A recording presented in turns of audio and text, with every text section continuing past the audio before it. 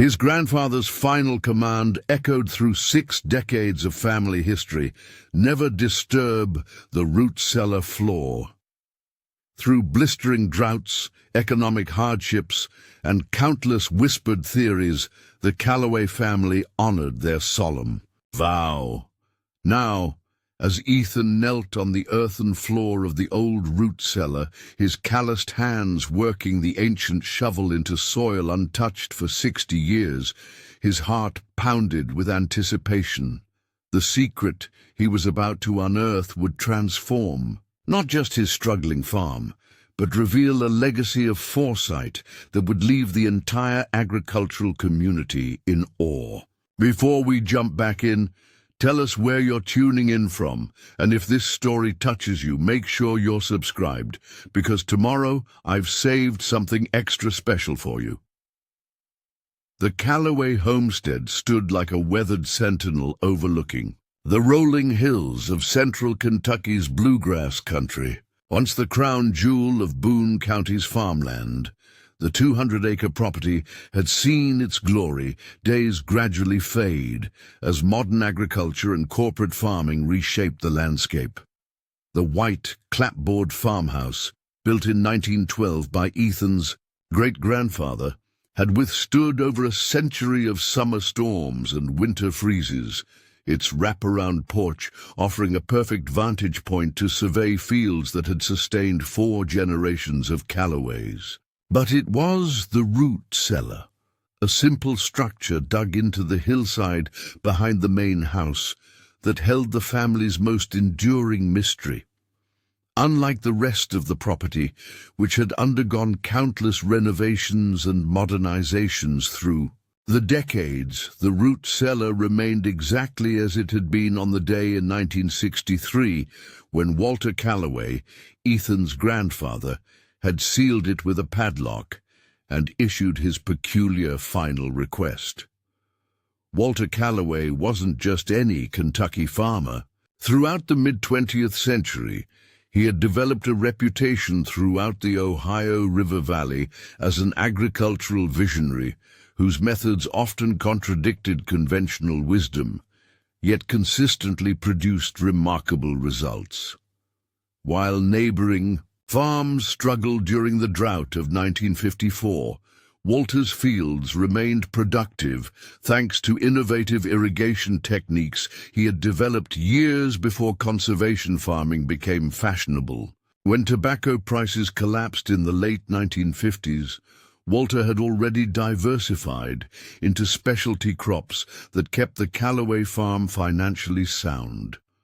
Local farmers would gather at the Calloway kitchen table on winter evenings, seeking Walter's advice on everything from crop rotation to soil amendments. County extension agents regularly brought agricultural students from the University of Kentucky to tour the property, showcasing Walter's forward-thinking approaches to sustainable farming. Even in his 70s, with hands gnarled from decades of working the land, Walter continued experimenting with new techniques, carefully documenting his findings in a series of leather-bound journals he kept locked in his desk drawer. Behind his success was an almost uncanny ability to anticipate changes in weather patterns, market dynamics, and agricultural trends years before they became apparent to others. Walter has a farmer's intuition, people would say, though those closest to him knew his predictions were based on meticulous research and observation rather than mere gut feeling. He subscribed to scientific journals, corresponded with agricultural researchers across the country, and maintained detailed records of everything from rainfall patterns to soil composition changes over decades. The root cellar itself was unremarkable. To casual observers, a simple 12 by 15-foot underground room with rough-hewn timber supports and earthen floors, used primarily for storing preserves, potatoes, and apples through the winter months. What made it special was Walter's inexplicable attachment to it. While he readily embraced modernization throughout the rest of the farm, incorporating the latest equipment and techniques, the root cellar remained deliberately primitive, with only minor improvements to its support beams and ventilation over the years. Walter's unusual relationship with the cellar became the subject of particular interest during the spring of 1963, when he began spending hours there alone, often by lantern light with the door closed against curious eyes. His wife Margaret noticed soil on his clothes when he returned to the house late in the evening, but her questions were met with gentle deflection. "Just making sure everything's in order," he would say with an enigmatic smile that neither confirmed nor denied her suspicions that he was doing something more than routine maintenance. By summer, Walter's health had begun to fail.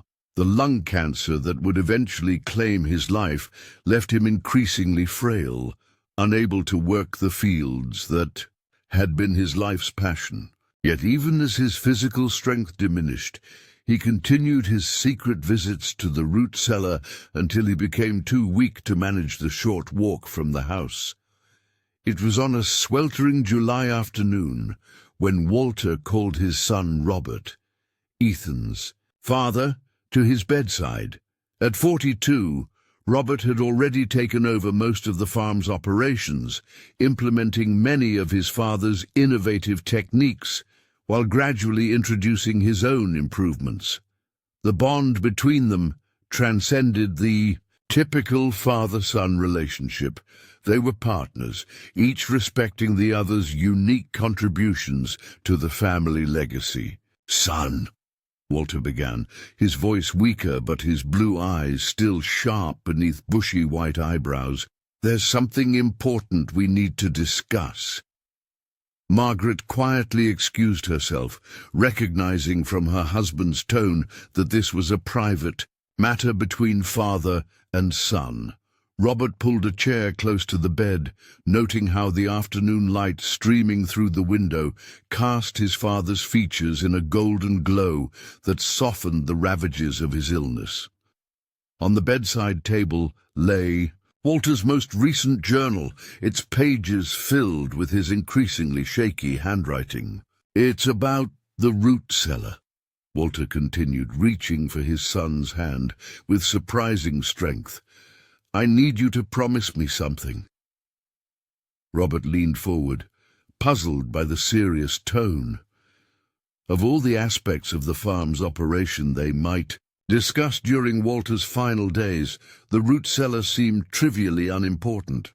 But the intensity in his father's gaze told him to listen carefully. "The floor of the root cellar must remain untouched," Walter said firmly. "No digging, no modifications, no changes whatsoever. Not for 60 years. 60 years? Robert repeated, confusion evident in his voice. "Dad, why would—" Walter's grip tightened. "Promise me, Robert. July 17th, 1963. 60 years from today. Not a day sooner the floor can be excavated. I've made preparations that need this time.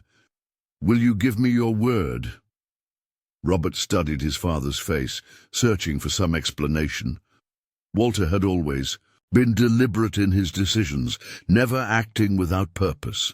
If he believed this was important enough to be among his final requests, there had to be a significant reason.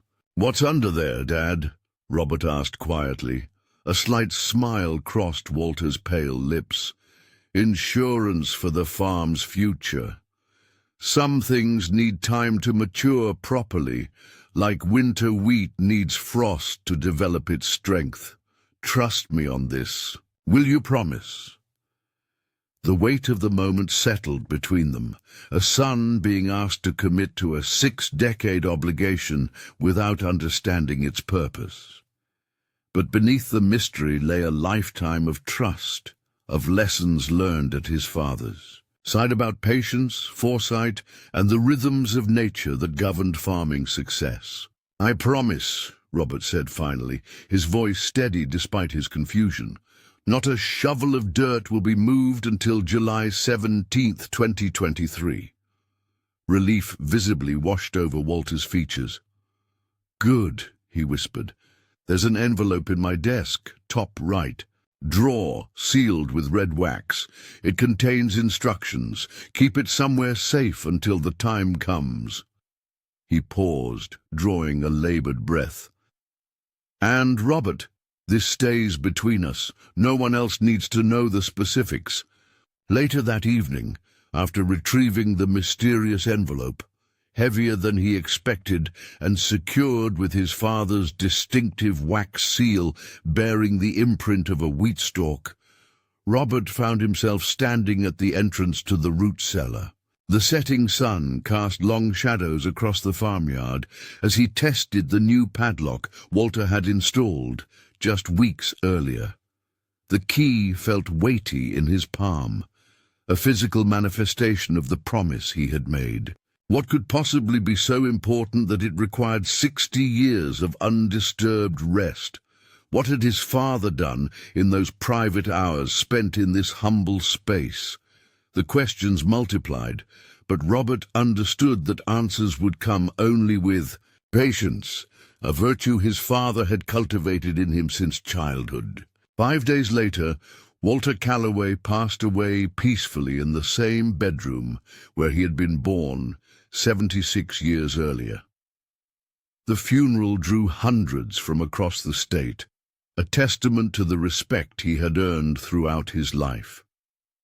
Agricultural officials, neighboring farmers, and even the governor's representative came to pay their respects to a man whose innovations had quietly revolutionized farming practices throughout the region. Preparing and narrating this story took us a lot of time, so if you are enjoying it, subscribe to our channel. It means a lot to us. Now back to the story. Amidst the eulogies celebrating Walter's agricultural achievements, no one mentioned the root cellar or the unusual promise that now bound his son to 6 decades of vigilance. As mourners shared stories of Walter's uncanny foresight and wisdom, Robert couldn't help wondering if his father's final request might represent his most far-sighted act of all, a plan so long-term that its purpose could only be understood by a future generation. The years immediately following Walter's death tested Robert's commitment to his promise in ways he couldn't have anticipated. The farm faced significant challenges as the agricultural landscape continued to evolve.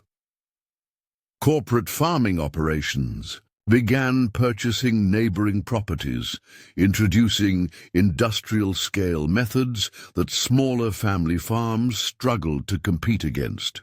Weather patterns grew increasingly unpredictable, with the drought of 1966 followed by devastating floods in 1967.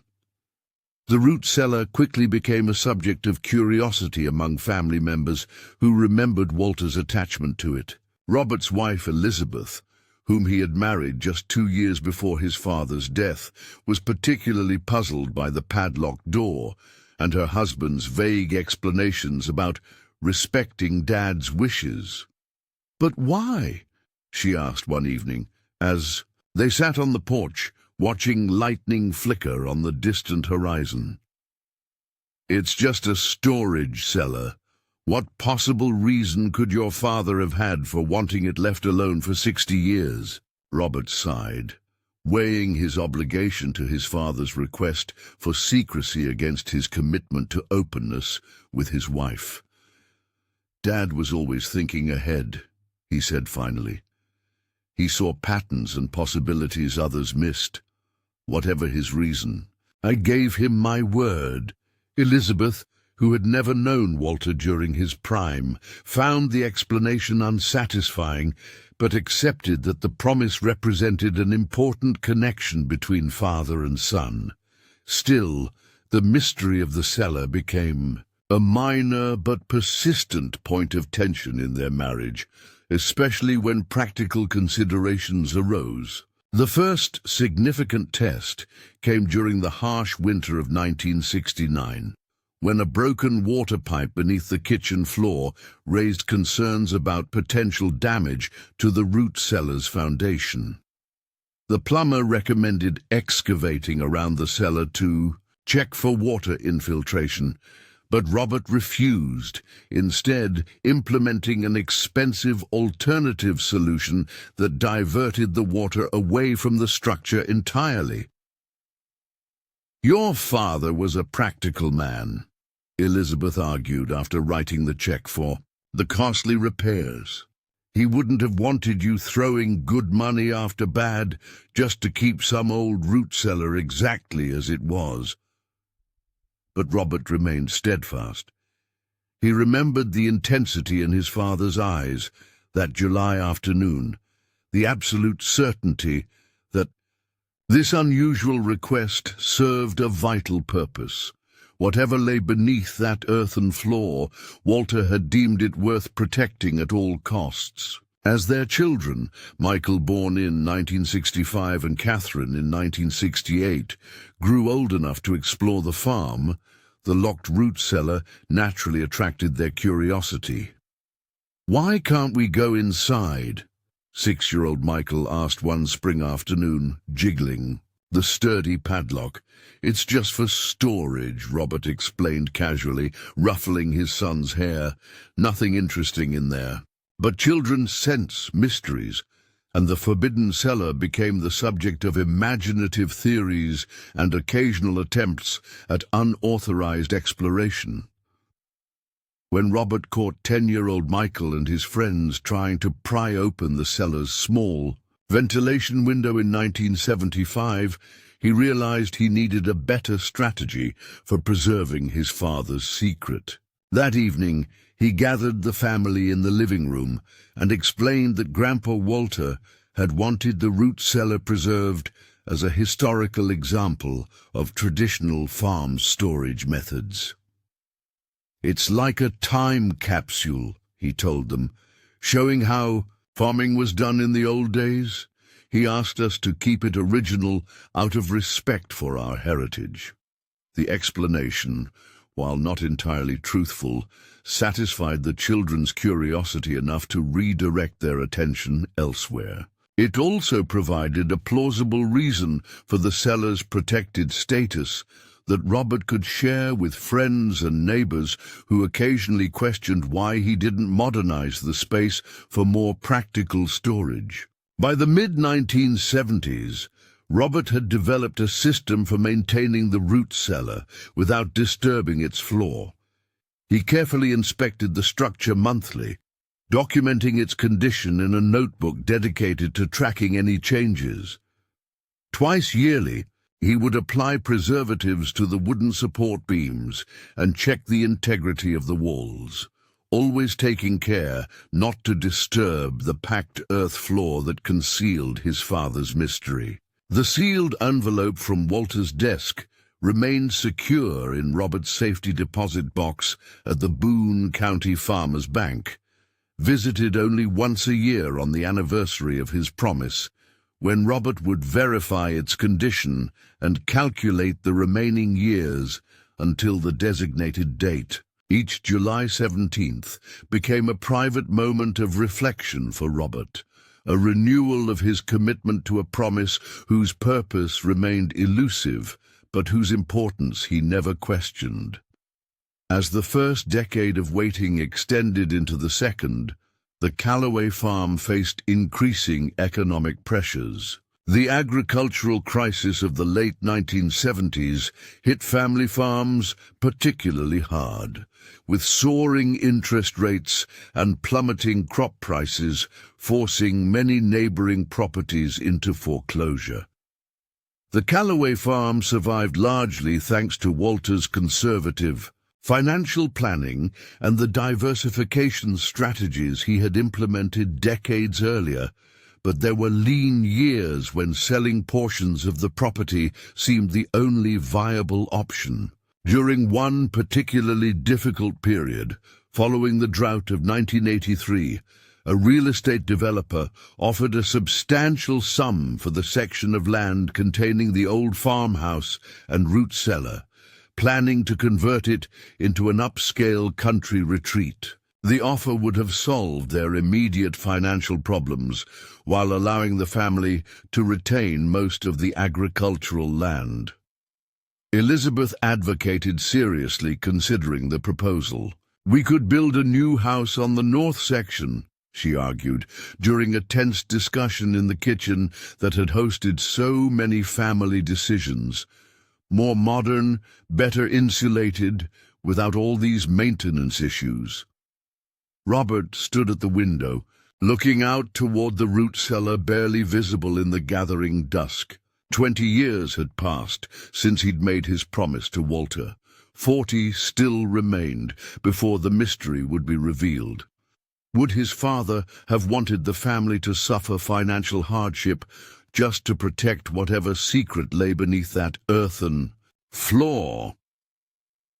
After a sleepless night, Robert drove to the bank and retrieved Walter's sealed envelope, turning it over in his hands as he sat in his truck in the parking lot. He ran his fingers across the red wax seal, still intact after 2 decades. Breaking it now would violate his promise, but might provide guidance about whether Walter would consider the land sale an acceptable compromise under such difficult circumstances. His fingers traced the edge of the envelope, feeling the temptation to peek at the contents that might solve their immediate problems. But something stopped him, a memory of his father saying, "Some things need time to mature properly." This wasn't just about a physical space. It was about trust, patience, and faith in Walter's long-term vision. Robert returned the envelope to the safety deposit box unopened and declined the developer's offer. Instead, he implemented a series of innovative crop rotations and specialty farming techniques gleaned from Walter's old journals, many of which had been ahead of their time when written decades earlier. These adjustments, combined with careful financial management, allowed the farm to weather the crisis without sacrificing any of the property. By the mid-1980s, Michael had graduated from the University of Kentucky with a degree in agricultural science and returned to work alongside his father. At 21, he brought fresh perspectives and modern techniques to the operation, eager to implement the latest agricultural innovations. The root cellar, with its mysterious protected status, quickly became a point of contention between them. "We could convert it into a proper cold storage facility," Michael argued one evening, as they reviewed plans for upgrading the farm's infrastructure. "Climate-controlled, properly insulated. We're losing efficiency with the current setup." Robert shook his head. "The cellar stays as it is, because of some promise to Grandpa Walter?" Michael pressed, frustration evident in his voice. "Dad, he's been gone for over 20 years. Whatever his reasons were, times have changed. Farming has changed." Robert looked at his son, seeing shadows of both himself and Walter in the young man's determined expression. He understood Michael's perspective. The cellar restriction seemed arbitrary, a stubborn adherence to tradition in an industry that demanded constant adaptation. Yet the promise remained, binding him to a course he couldn't explain fully, even to his own son. "I gave my word," Robert said simply, "until July 17th, 2023. After that, you can do whatever you want with it." Michael's expression softened slightly, recognizing the core values that underpinned his father's stance: integrity, commitment, respect for one's elders. These were the same principles that had shaped his own upbringing and that continued to guide the family's approach to farming and community engagement. "What do you think is down there?" he asked, curiosity replacing frustration. Robert smiled. "I've been asking myself that for 23 years. Your grandfather was many things, but he was never frivolous. Whatever it is, he believed it was worth waiting for." The exchange marked a turning point in their relationship. While Michael didn't fully understand the root cellar's significance, he came to respect the promise as part of their family's unique heritage. The conversation also prompted Robert to realize that he needed to prepare for the possibility that the 60-year wait might extend beyond his own lifetime. Walter's secret would eventually need a new guardian. On Michael's 30th birthday in 1995, with the promise now halfway to its fulfillment, Robert formally entrusted him with the knowledge of Walter's final request. They stood together inside the root cellar, their flashlight beams illuminating the rough-hewn ceiling beams and the simple earthen floor that had remained undisturbed for over 3 decades. "Your grandfather made me promise that this floor would remain untouched until July 17th, 2023, Robert explained, watching his son's expression carefully. No digging, no modifications, nothing that might disturb whatever he placed beneath it. Michael knelt, running his hand over the packed earth. "And you've never been tempted to take just a small peek?" Robert chuckled. "Of course I have, especially during the tough years when whatever's down there might have helped us out of some tight spots. But a promise is a promise." He handed Michael a key to the padlock and a sealed envelope, not Walter's original instructions, which remained in the safety deposit box, but a letter Robert had written documenting the history of the promise and passing responsibility to his son should anything happen before the 60-year mark arrived. "I'm 64 now," Robert said. "Hopefully I'll be around to see what all this mystery was about, but just in case." Michael accepted the key and envelope with appropriate solemnity, sensing that this represented more than just practical contingency planning. It was a transmission of trust, an invitation to join the chain of commitment that linked him directly to the grandfather he barely remembered. "I won't let you down," he said simply. "Either of you." As the millennium turned and the waiting period entered its 5th decade, the Calloway farm faced new challenges that tested the family's commitment in unexpected ways. Agricultural consolidation accelerated, with corporate farming operations absorbing more neighboring properties. Climate patterns grew increasingly erratic, forcing adaptations to planting schedules and crop selections that would have been unimaginable. In Walter's day, Michael's own son, Ethan, born in 1991, grew up hearing stories about his great-grandfather's agricultural wisdom and the mysterious root cellar that remained locked and unaltered through the decades. Like his father and grandfather before him, Ethan developed a natural curiosity about what might lie beneath that ordinary dirt floor. "Do you think it's treasure?" 10-year-old Ethan asked his grandfather Robert during a fishing trip in 2001. Robert, now 70, smiled as he helped his grandson bait his hook. "Your great-grandfather wasn't much for material treasures, but he understood value in many forms. Whatever's down there, he believed it would be more valuable after 60 years than it was when he put it there." The explanation sparked Ethan's imagination, and as he grew older, he developed his own theories about Walter's secret. These ranged from the practical, specialized seeds preserved for future generations, to the fanciful, buried agricultural patents that would revolutionize farming.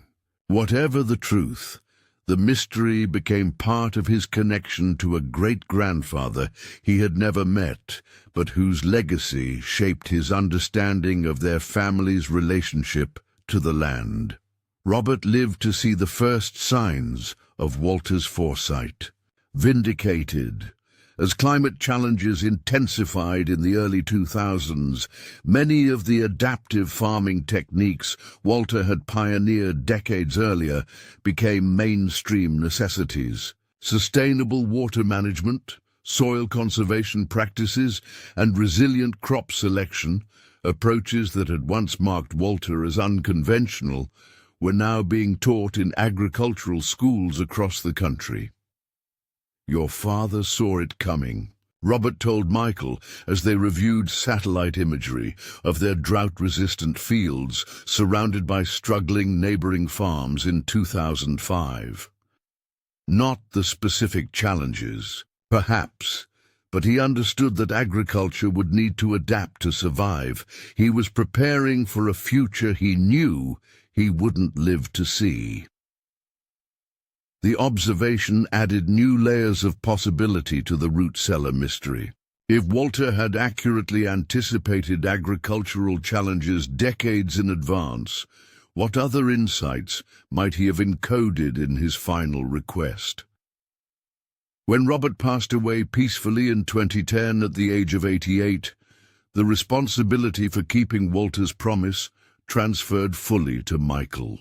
During the memorial service, which brought together 4 generations of Calloways and hundreds from the surrounding community, Michael found himself reflecting on the chain of commitment that now connected him directly to a father and grandfather, who had shaped their family's approach to farming, community, and integrity.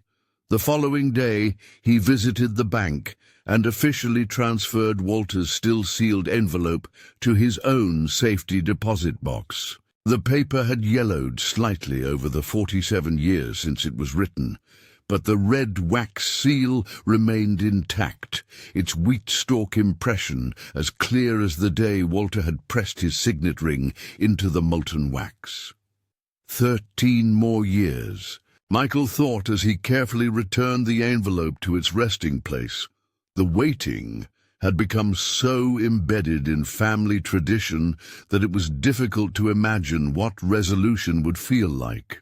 Whatever revelation awaited on July 17, 2023, it would be navigating a world Walter Calloway could scarcely have imagined when he sealed his secret beneath the root cellar floor in 1963.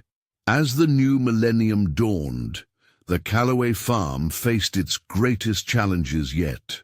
Global agricultural markets were transforming rapidly, with technology and corporate consolidation reshaping an industry that had once been defined by family stewardship and generational knowledge. The root cellar's mystery, now reaching toward its final chapters, became both an anchor to the past and a test of faith in Walter's vision for the future. Michael Calloway, now in his mid-50s with silver streaking his dark hair, found himself increasingly caught between honoring his father's commitment and adapting to 21st century farming realities. His son Ethan, having graduated from Kentucky State University with dual degrees in agricultural economics and environmental science, returned to the farm in 2013 with ambitious plans for modernization. "We need to transition at least 60 acres to organic certification," Ethan explained one evening, spreading detailed soil analysis maps across the kitchen table. The same oak surface where his great-grandfather Walter had once advised neighboring farmers. The premium margins could make the difference between survival and selling out. Michael nodded thoughtfully, studying the projections. At 32, Ethan embodied the best qualities of the Calloway line: Walter's foresight, Robert's steadfast integrity, and Michael's adaptability, combined with a scientific understanding of sustainable agriculture that previous generations could only have dreamed of. If anyone could navigate the farm through these challenging times, it was Ethan. "We'll need startup capital," Michael noted, calculating the conversion costs. "The banks aren't exactly generous with family farms these days." Ethan hesitated, then said what they'd both been thinking. "We could sell the North Ridge property. 20 acres, good road access. The developer who approached us last year is still interested." The North Ridge included the old farmhouse, barn, and, significantly, the root cellar with its 60-year secret, now just a decade from revelation. Michael glanced toward the shelf, where a frame photograph showed 4 generations of Calloways, standing proudly beside the barn. Walter, Robert holding young Michael, and Michael as a new father cradling baby Ethan. A legacy of stewardship captured in a single image. "We've held on this long," Michael said finally. "We can find another way. Your great-grandfather and grandfather both faced worse odds and kept the farm intact. We'll do the same." Their solution came from an unexpected direction. Catherine, Michael's sister, who had built a successful career in agricultural technology in California, proposed a partnership that would bring innovative hydroponic systems to the Calloway farm while preserving its heritage. The investment provided capital for Ethan's organic transition while introducing revenue streams that could sustain the property through market fluctuations. "Dad would have approved," Catherine said during a video call discussing the details. "It's exactly the kind of forward-thinking adaptation he valued." The partnership revitalized the farm, but progress brought its own complications. As construction began on the high-efficiency greenhouse complex in 2014, the project engineer flagged concerns about the hillside where the root cellar was located. "The water table mapping shows potential instability," she explained, pointing to subsurface scans. "We need to either relocate the greenhouse footprint or reinforce that entire slope, including the old storage cellar. The recommended reinforcement would require excavating around and potentially under the root cellar, directly conflicting with Walter's instructions that the floor remain undisturbed." With 9 years still remaining before the appointed date, Michael faced a critical decision.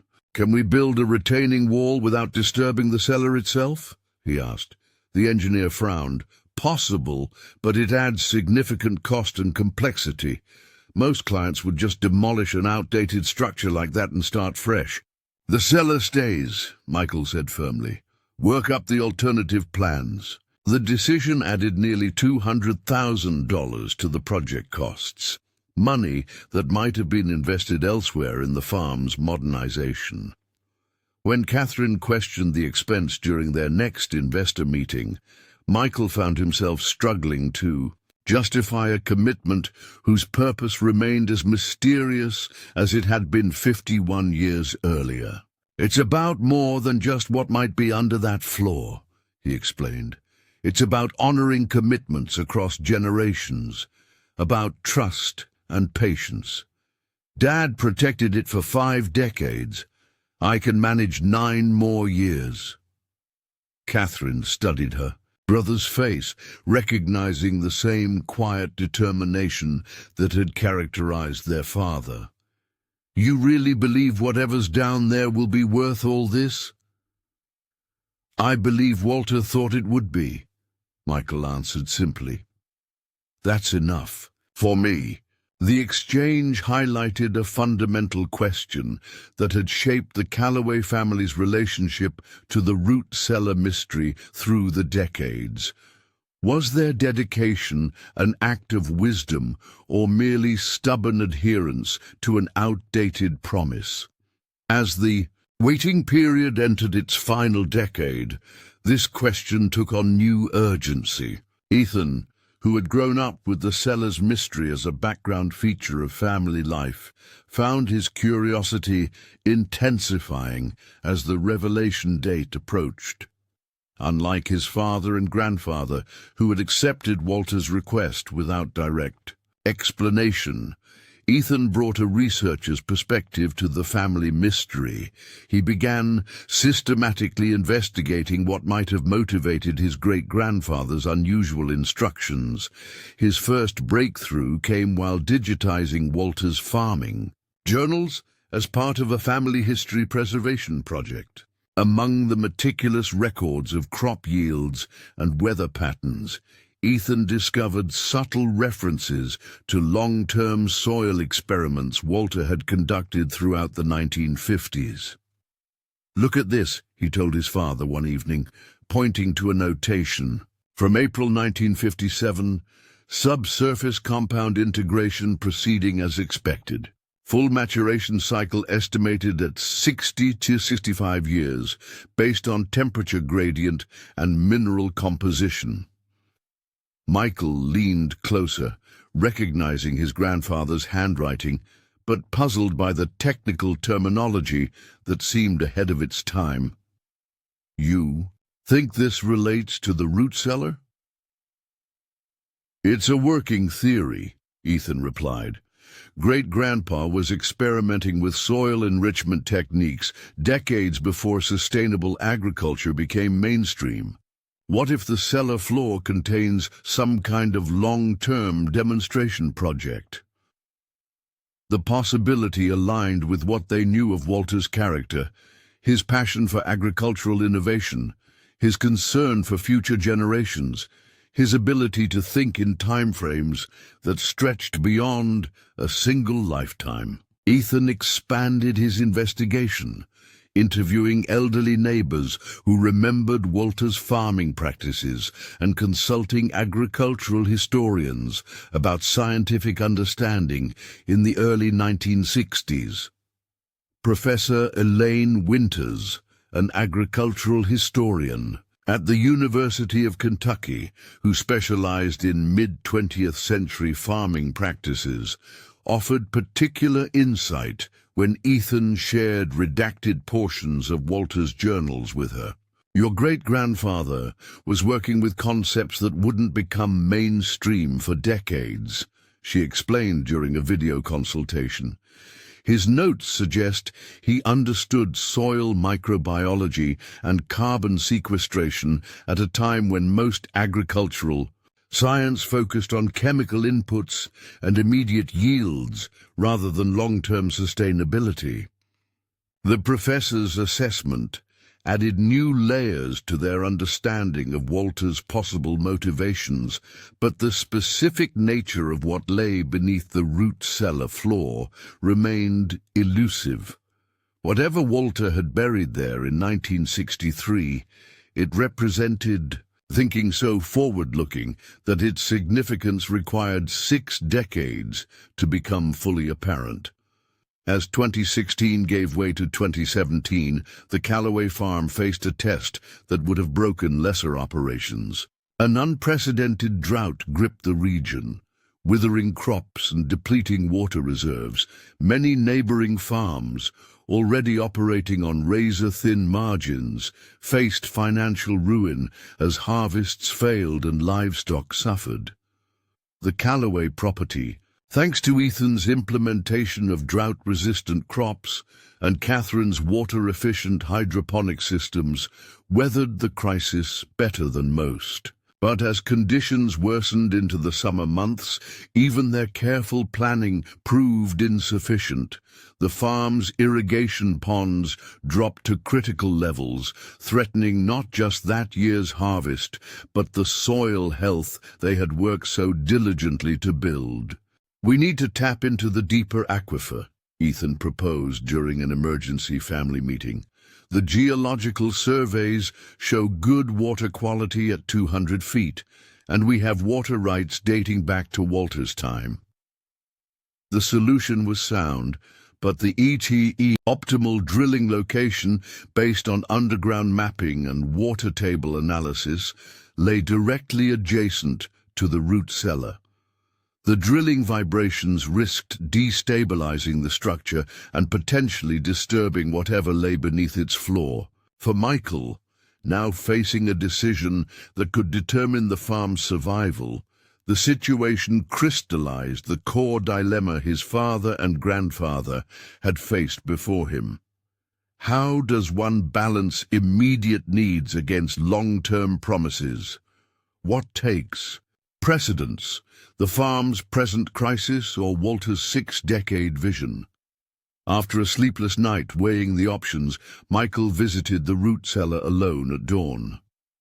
Standing in the cool darkness that had remained essentially unchanged since Walter's time, he ran his hand along the rough timber supports his great-grandfather had installed, feeling the connection to previous generations who had faced their own existential challenges. "What would you have done, Grandpa?" he whispered to the silent space. "Save the farm today or keep the promise for tomorrow?" The answer came not in words, but in a sudden realization as Michael's flashlight beam played across the packed earth floor. Walter hadn't just been a successful farmer, he had been a visionary who understood that agricultural sustainability required thinking beyond immediate challenges. Whatever he had sealed beneath this floor, he had deemed it important enough to protect for 6 decades, even through crises like the one they now faced. Michael emerged from the cellar with clarity. They would drill at the secondary location, accepting the reduced water volume and higher costs rather than risking Walter's legacy. The decision would strain their finances further, but some values transcended immediate practicality. Your great-grandfather faced the Dust Bowl era and came through it with his principles intact, Michael told Ethan later that day as they marked the alternate drilling site. He understood that how we respond to crises defines who we are as stewards of this land. The drought eventually broke, but its lessons remained. The Calloway farm had survived not just through technical adaptations, but through adherence to values that stretched across generations: patience, foresight, and the courage to think beyond immediate gratification. Walter's mysterious request, once seen by some family members as an arbitrary restriction, had evolved into a symbol of these enduring principles. As 2020 arrived with its global pandemic disruptions, the agricultural landscape shifted once again. Supply chain vulnerabilities exposed the weaknesses of industrial food systems, while locally resilient farms suddenly found new appreciation from communities seeking food security. The Calloway operation, with its diverse production methods and strong community connections, was perfectly positioned for this changed environment. Walter would have seen this coming, Ethan remarked one evening, as they reviewed unprecedented demand for their locally grown produce. Not the specific crisis, but the need for agricultural resilience and community food systems. Michael nodded, recalling his father Robert's similar observation years earlier. 3 generations of Calloways had each recognized Walter's extraordinary foresight, his ability to prepare for contingencies that others couldn't imagine. That same foresight had presumably guided whatever he had sealed beneath the root cellar floor nearly 6 decades earlier.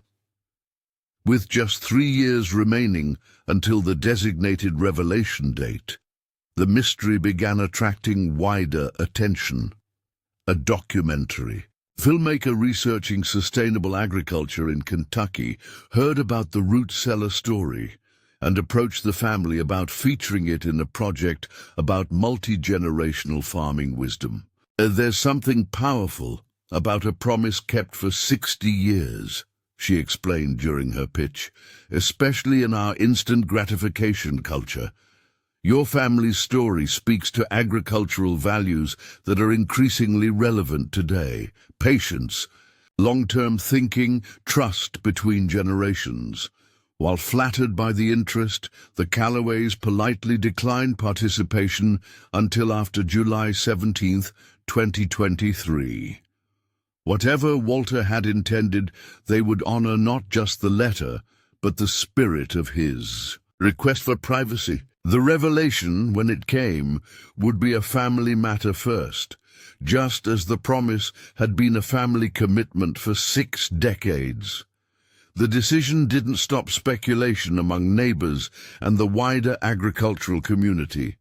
As the appointed date drew nearer, theories multiplied about what might lie beneath the cellar floor.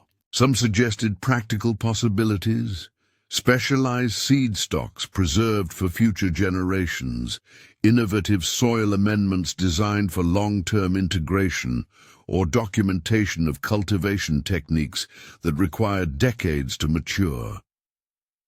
Others proposed more fanciful scenarios: buried agricultural patents worth millions, prehistorical artifacts Walter had discovered while plowing, or even a time capsule containing predictions about farming's future. The root cellar became something of a local legend, with each retelling adding new layers of mystique to Walter Calloway's 60-year secret. Ethan, now 40 and increasingly responsible for the farm's strategic direction, found himself both amused by the speculation and thoughtful about its implications.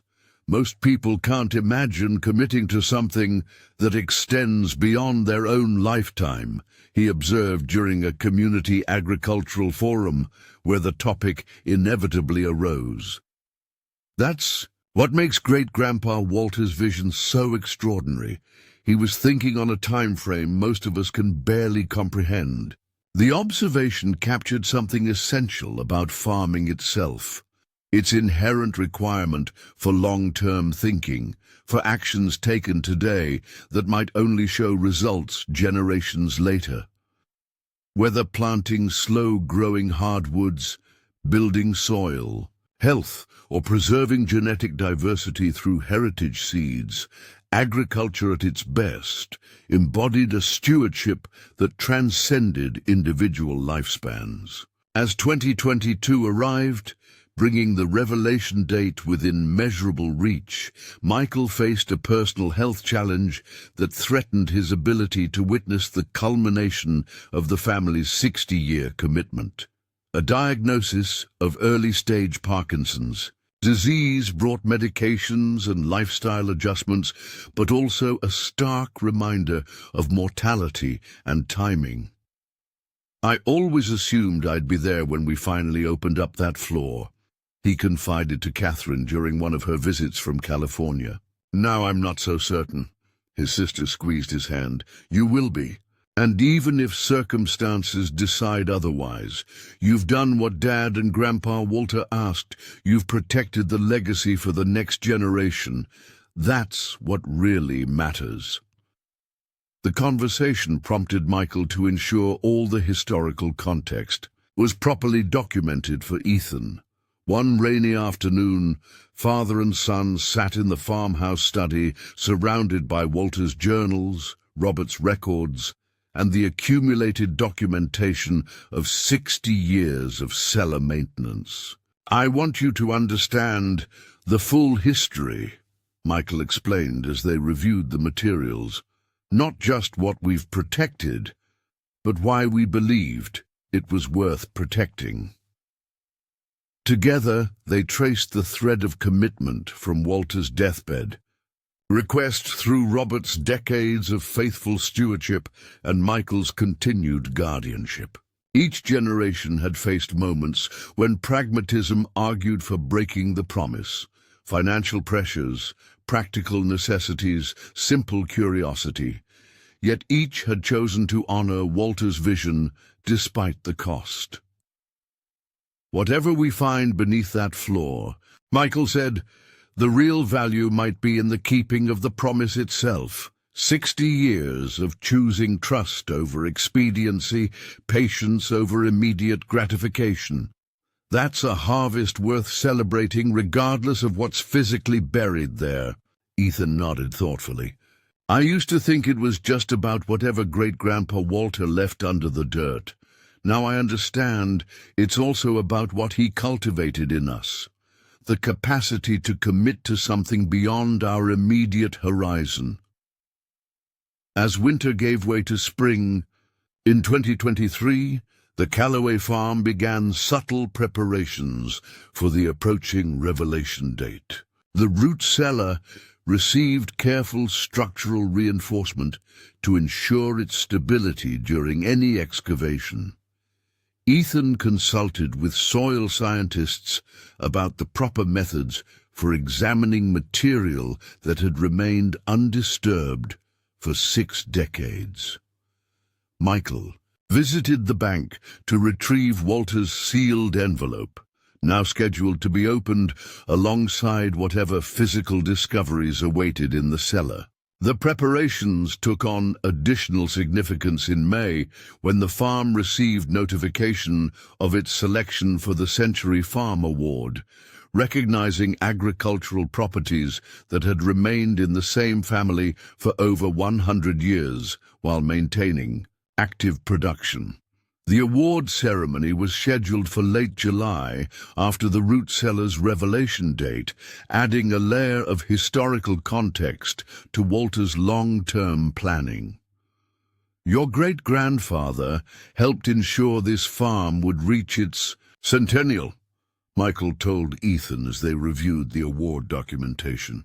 Whatever challenges arose, his preparations and foresight gave each generation the tools they needed to adapt, while maintaining our core identity as Calloway farmers. As June unfolded and the appointed day drew ever closer, a sense of anticipation settled over the farm. Family members who had moved away made plans to return for the occasion. Michael's health stabilized with proper treatment, easing concerns about his ability to participate. Even Catherine arranged an extended break from her California responsibilities to be present for the culmination of the promise she had heard about throughout her life. The root cellar itself seemed to sense the approaching milestone. During his regular inspection in early July, Michael noticed subtle changes in the space. A different quality to the air, a settling of the earthen floor, as if the ground itself were exhaling after holding its breath for 60 years. Perhaps it was imagination, but the cellar felt expectant, ready to finally reveal its long-held secret.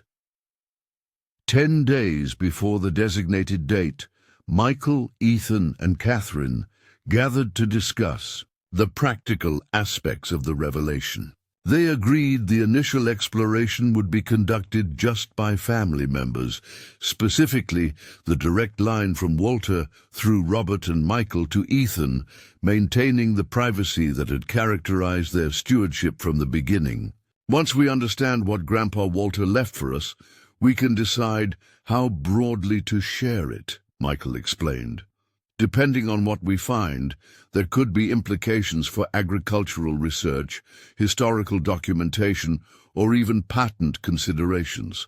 Catherine, who had sometimes questioned the family's dedication to the cellar mystery during her more pragmatic moments, now found herself fully invested in the approaching revelation. "After 60 years of waiting, we owe it to Dad, Grandpa Robert, and Great-Grandpa Walter to approach this with the respect it deserves."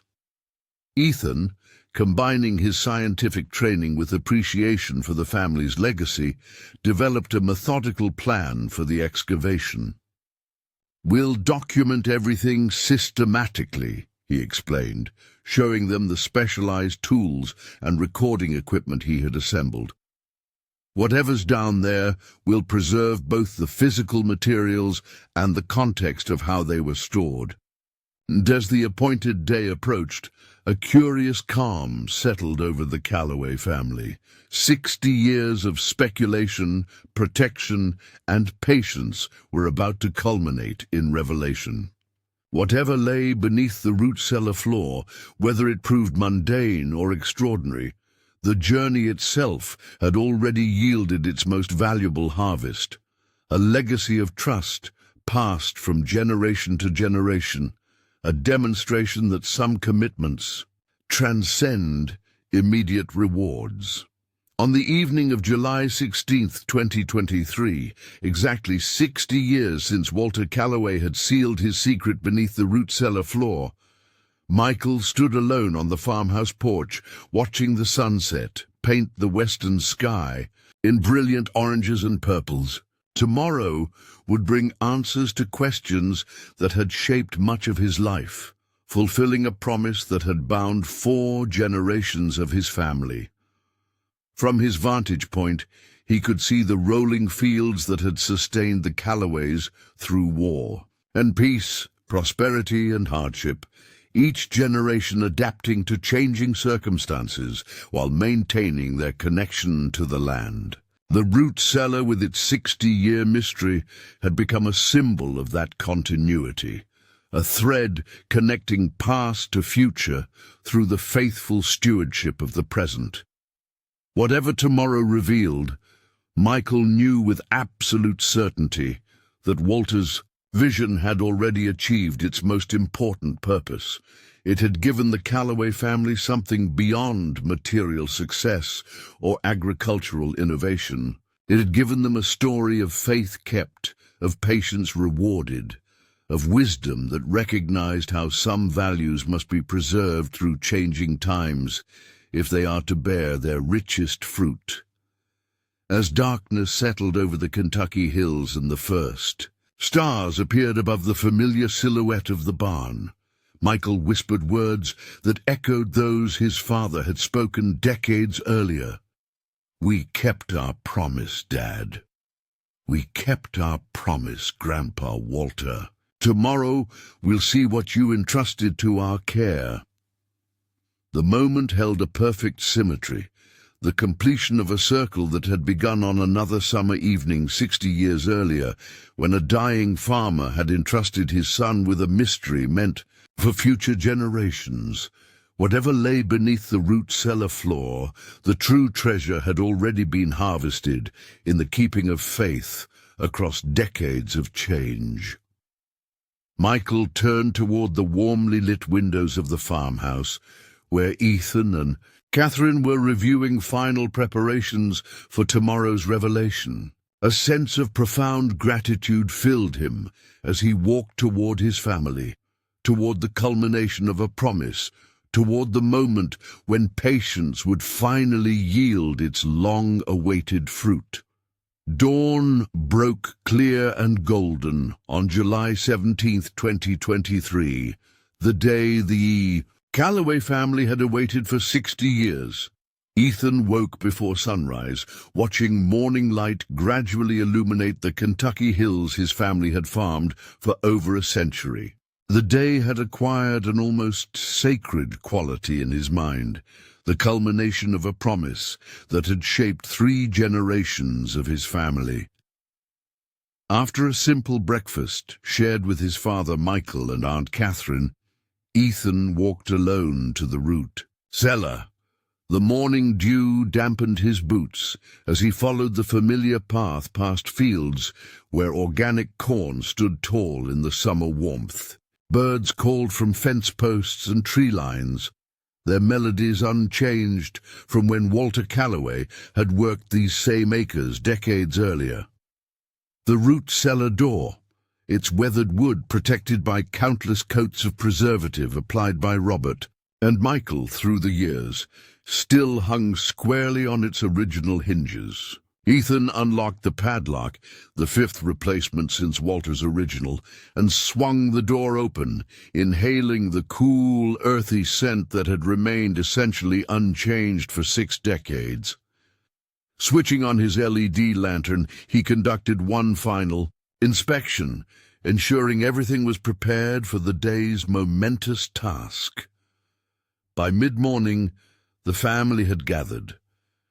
Michael, now 70, moved more slowly due to his Parkinson's, but insisted on active participation. Catherine had arranged the documentation equipment, cameras, voice recorders, measuring tools, and sample containers. Three of Ethan's cousins, who had grown up hearing the root cellar mystery as a family legend, had travelled from across the country to witness the revelation. At exactly 10:17 a.m., chosen to honour both the date, 7/17, and Walter's birth year, 1917, Michael opened the sealed envelope his grandfather had left 60 years earlier. The family gathered around the kitchen table fell silent as he carefully broke the red wax seal and removed several yellowed pages covered in Walter's distinctive handwriting. Michael cleared his throat and began reading, "To my family on July 17, 2023. If you're reading this, you've honored my request to leave the root cellar floor undisturbed for 60 years. I thank you for this act of trust and patience, especially since I could not fully explain my reasons without compromising the very experiment that required such a long duration. What lies beneath the cellar floor is both simple and complex. A vision for agriculture's future, planted when most could only see its present. During my military service in Europe after World War II, I encountered soil scientists working on what they called regenerative systems, methods to rebuild soil that had been damaged by centuries of extraction. Most of their ideas were dismissed as impractical or unnecessary in America's era of chemical agriculture. But I recognized something profound in their understanding of soil as a living system that develops over decades, not seasons. Upon returning home, I began experimenting with these principles in small test plots, measuring how specific mineral combinations and microbial inoculations affected soil health over years rather than months. The results were promising but insufficient to convince others who demanded immediate returns. In 1963, facing my mortality, I realized my most important work might never bear fruit within a time frame that conventional agriculture could recognize or value. This led to my final experiment, buried beneath the root cellar floor, a demonstration that required generations rather than growing seasons. What you will find beneath the floor is a series of soil columns I designed with Dr. Anton Müller of the Heidelberg Soil Institute. Each column contains a carefully formulated combination of minerals, carbon materials, and microbial inoculants that, according to our calculations, would require approximately 60 years to develop into a completely self-sustaining soil ecosystem. If our theories were correct, these columns now contain what future generations will recognize as the answer to agricultural sustainability: living soil systems that can maintain fertility indefinitely without chemical inputs while sequestering carbon and retaining water in ways that conventional agriculture cannot achieve. The documentation buried alongside the columns contains the complete scientific methodology, progression predictions, and intended applications. I've entrusted this to you across time because I believe the Calloway commitment to the land transcends individual lifespans. Whatever agricultural challenges you face in 2023, and I have attempted to anticipate many in my enclosed projections, I believe the principles demonstrated in these soil columns will offer valuable solutions. Whether my specific methods prove correct in all details matters less than the fundamental truth they demonstrate. True agricultural sustainability must be measured in decades and centuries, not quarterly reports or annual yields. With deepest gratitude for your stewardship of this vision, Walter Calloway, July 16, 1963. Silence fell over the kitchen as Michael finished reading. The family exchanged glances, processing the revelation that Walter's 60-year secret had been a scientific experiment so forward-thinking that it required generations to complete. He was developing regenerative agriculture before it had a name, Catherine said finally, her voice reflecting newfound respect for her grandfather's vision. Ethan nodded, understanding washing over him in waves. This explains everything: his meticulous soil records, his debates with agricultural extension agents about chemical fertilizers, his interest in European farming journals when most American farmers weren't looking beyond county lines. And the 60-year time frame, Michael added quietly. He wasn't being arbitrary. The science required that specific duration. The letter had transformed their understanding instantly.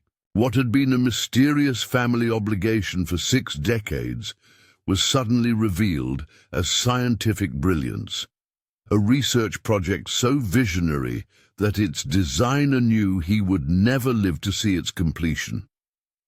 Accompanying the letter were detailed diagrams of the root cellar floor, showing precisely where the experimental soil columns were placed, how deep they extended, and the careful methodology required for their excavation. Walter had thought of everything, even including instructions for how to properly document the results using technologies he could only have imagined in 1963.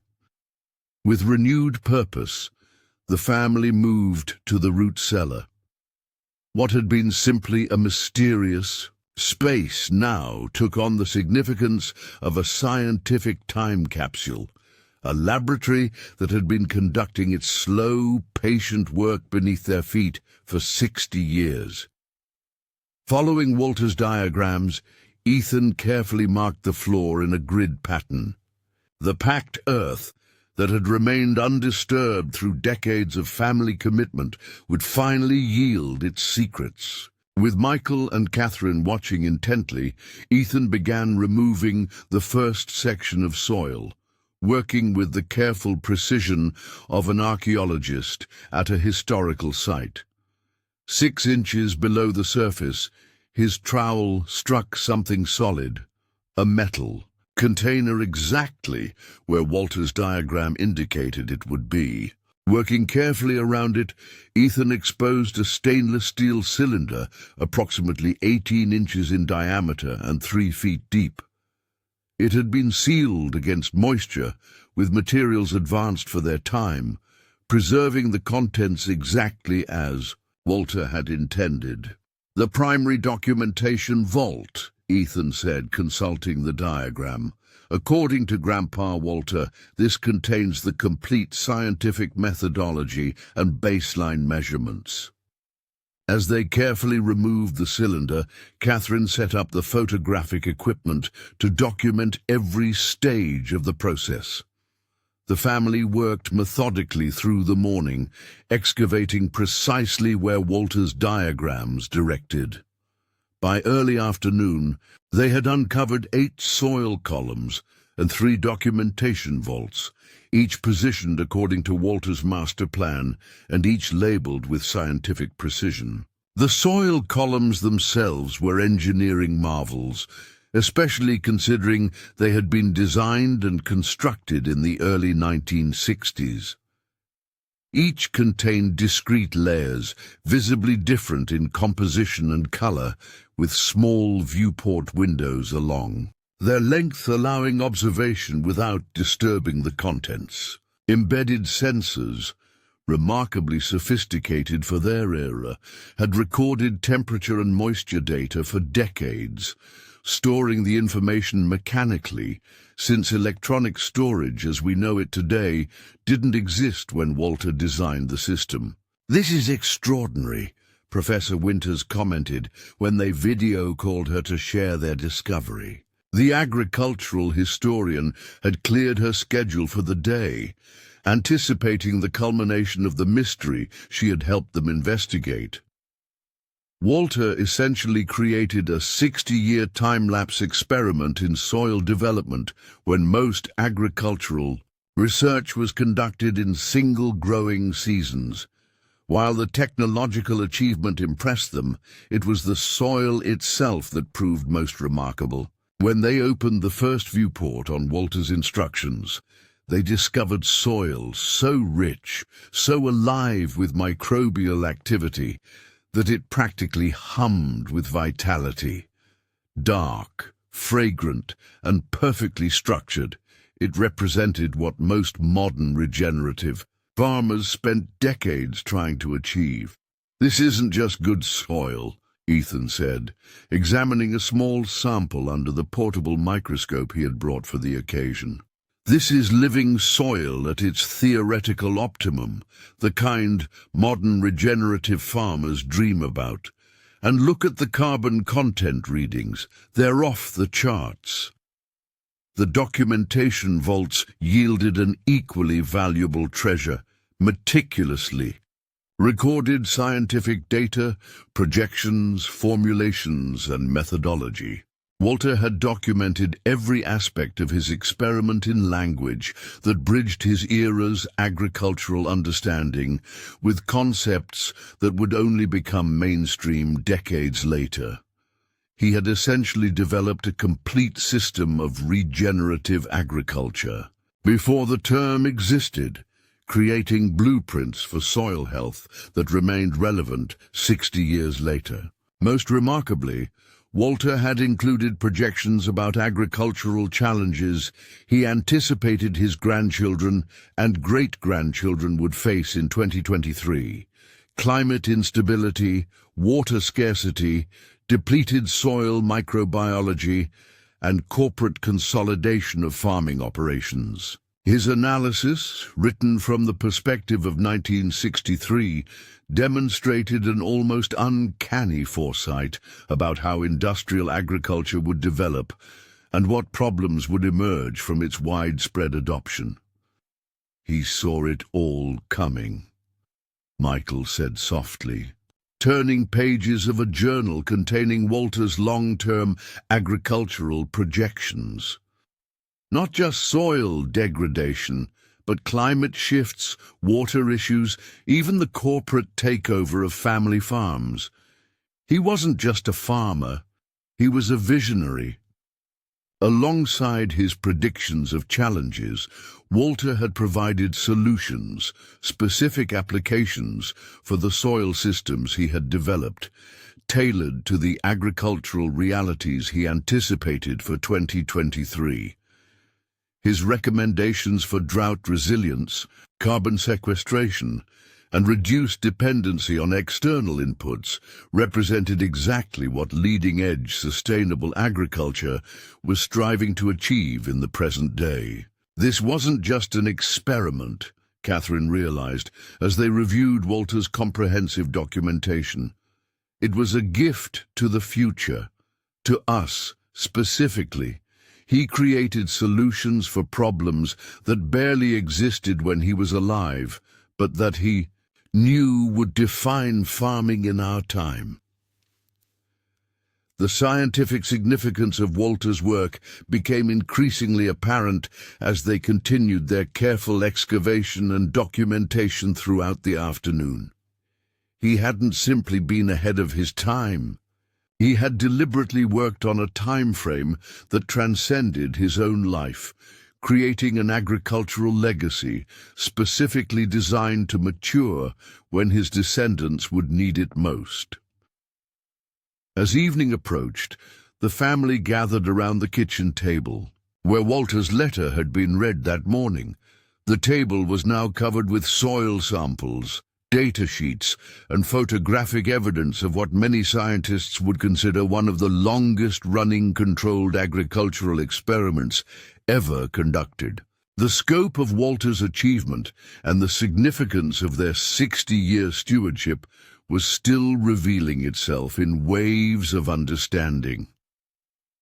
"I've been thinking about something," Ethan said, looking up from Walter's soil formulation notes.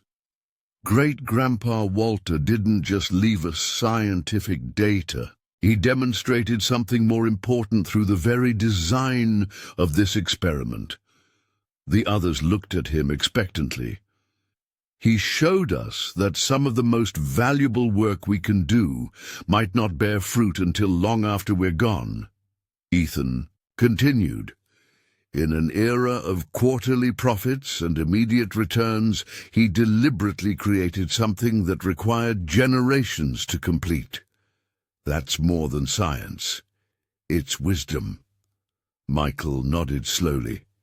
He trusted us, people he would never meet, to understand and value his work. That's a profound act of faith across time. And we did exactly what he hoped, Catherine added. We protected his legacy even when we didn't understand it. That says something important about our family, about the values that connect us across generations. As night fell over the Calloway farm, the family continued their examination of Walter's 60-year gift. Initial analysis confirmed what they had suspected throughout the day. The soil systems Walter had developed represented agricultural science decades ahead of its time. His methods for creating self-sustaining soil ecosystems, when implemented at scale, had the potential to transform farming practices throughout regions facing similar challenges to their Kentucky operation. The practical applications became immediately apparent. The Calloway farm's transition to organic methods, which Ethan had been gradually implementing, could be accelerated using Walter's formulations. The drought resilience built into his soil systems offered protection against increasingly unpredictable weather patterns. The carbon sequestration capacity demonstrated in his experimental columns represented a climate mitigation strategy that modern environmental scientists were only beginning to fully appreciate. He's given us a roadmap, Ethan said, reviewing Walter's application notes for the 5th time that evening. Not just scientific data, but a complete implementation strategy customized for our specific soil types and climate challenges. But beyond the scientific and practical significance of Walter's work lay a deeper message that had required 60 years to deliver. Through his extraordinary experiment, Walter Calloway had demonstrated the value of intergenerational thinking, of actions taken not for immediate benefit, but for the well-being of descendants not yet born. In an age of short-term thinking, his 60-year vision stood as a powerful alternative. The following morning, as sunlight once again illuminated the rolling Kentucky landscape, the Calloway family faced decisions about how to proceed with Walter's legacy. The scientific value of his work was undeniable. Agricultural researchers would undoubtedly find his 60-year experiment groundbreaking. Yet the personal nature of his gift, specifically designed for his family's land and delivered through a commitment that had bound 3 generations, made its sharing a more nuanced question. What would great-grandpa Walter want us to do with this knowledge?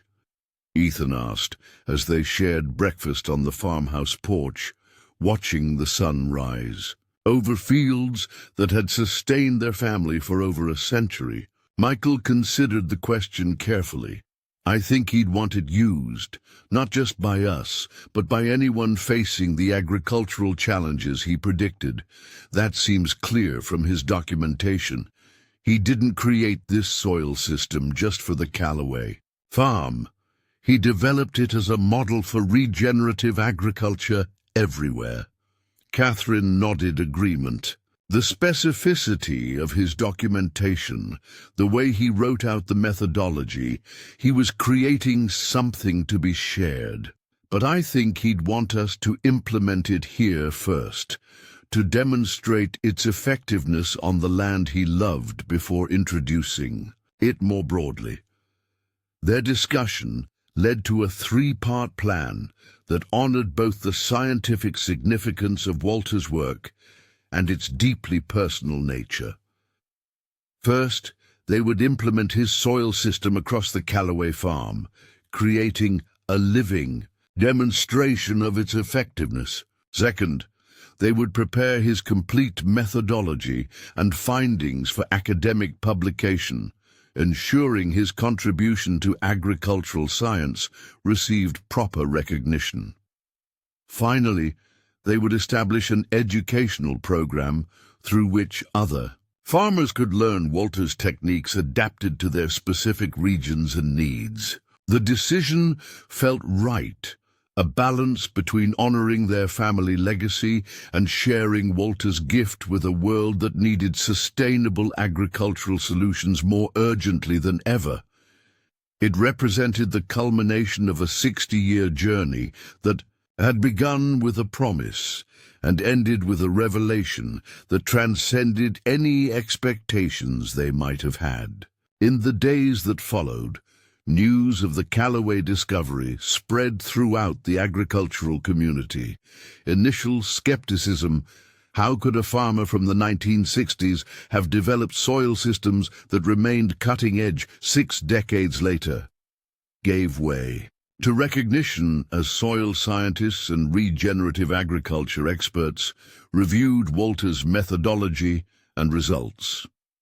Dr. Elaine Winters, who had helped Ethan understand the historical context of Walter's work, became an enthusiastic advocate after reviewing his complete documentation.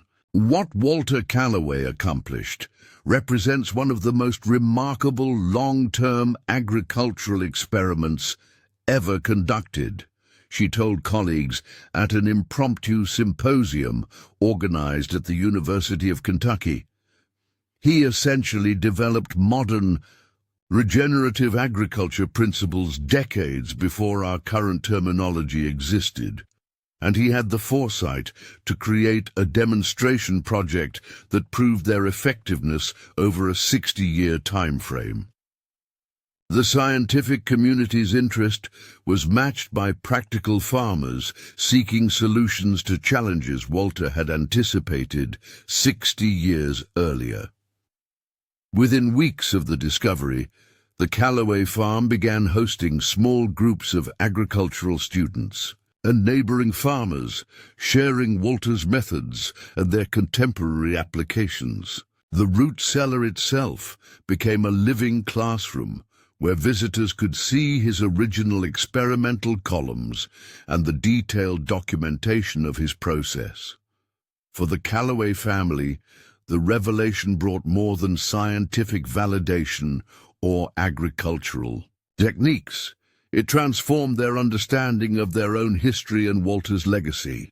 The mysterious root cellar floor, which had been protected through 60 years of family commitment, had indeed contained treasure, but not the kind that could be measured in conventional terms. Walter had entrusted them with knowledge that transcended generations, wisdom that had matured like the soil systems he developed, becoming more valuable with the passage of time. He knew exactly what he was doing, Michael reflected one evening as he and Ethan reviewed Walter's climate projections, which had predicted with remarkable accuracy the weather patterns now challenging Kentucky farmers. Not just the soil science, but the timing. He anticipated when these solutions would be most needed, and he trusted us to be ready for them. The timing indeed proved perfect. As climate instability intensified and conventional agriculture struggled with increasing drought and flooding cycles, Walter's soil systems offered resilience that chemical-dependent methods couldn't match. As corporate agriculture pushed more family farms toward financial breaking points, his methods provided alternatives that reduced dependency on expensive inputs. As consumers became increasingly concerned about food production's environmental impacts, his carbon-sequestering techniques offered solutions that benefited both farm profitability and planetary health. Perhaps most significantly, Walter's 60-year experiment changed how the Calloway family approached their own agricultural practices. The intergenerational thinking that had guided Walter's work became their new paradigm. Decisions were evaluated, not just for their immediate impact, but for their effects decades into the future. Improvements were designed not just for current market conditions, but for anticipated challenges their children and grandchildren might face. This longer time frame transformed everything from their crop selection to their infrastructure investments. When Ethan proposed a new irrigation system, they chose the option with the longest useful life rather than the lowest initial cost. When considering new orchard plantings, they selected varieties bred for resilience against predicted climate shifts rather than current market preferences. When approached about soil carbon credits, they structured agreements that would benefit the farm for decades rather than seasons. "We're farming for 2083 now, not just 2023, Ethan explained to visitors who noted their unusually long-term approach. Walter taught us to see beyond our own horizon. The Century Farm Award ceremony in late July took on deeper significance in light of Walter's revelation. What might have been simply a recognition of historical continuity became a celebration of visionary agriculture that connected past, present, and future. 4 generations of Calloways, from Michael to Ethan's young children, accepted the award together, embodying the intergenerational commitment Walter had both anticipated and helped ensure through his 60-year gift. As summer transitioned to fall, bringing the harvest season to the Calloway farm, the first practical implementations of Walter's soil systems began showing measurable results. Test plots using his formulations demonstrated improved water retention, increased microbial activity, and enhanced crop resilience compared to control areas. The differences, while subtle to casual observation, represented exactly the qualities modern regenerative farmers strive to develop over many growing seasons. Qualities Walter had carefully nurtured over 6 decades of patient waiting. It's like he reached across time to give us exactly what we need, exactly when we need it, Ethan observed, as they reviewed soil test results from the first implementation areas. Not just techniques, but a completely different way of thinking about our relationship with this land. That different way of thinking perhaps represented Walter's most significant legacy. Through his extraordinary act of foresight, he had demonstrated that agriculture at its best transcends individual lifespans, connecting generations through shared stewardship of the land.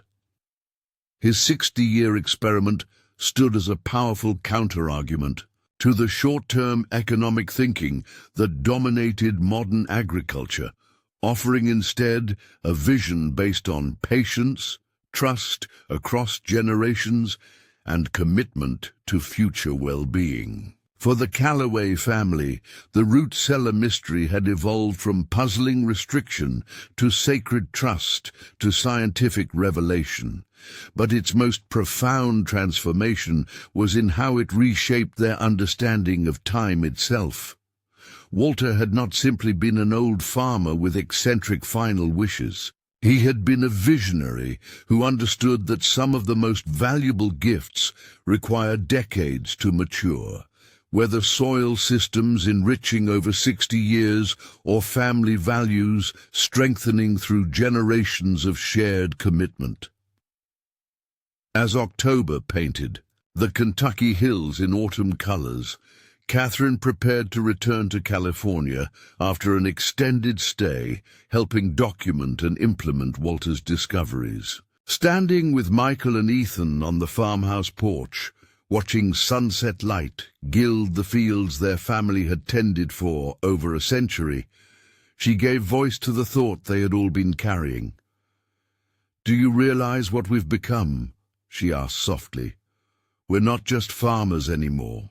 We're time travelers of a sort, connecting Walter's era to our own, and now extending his vision decades into our future. Michael nodded, understanding immediately. That's exactly what he intended.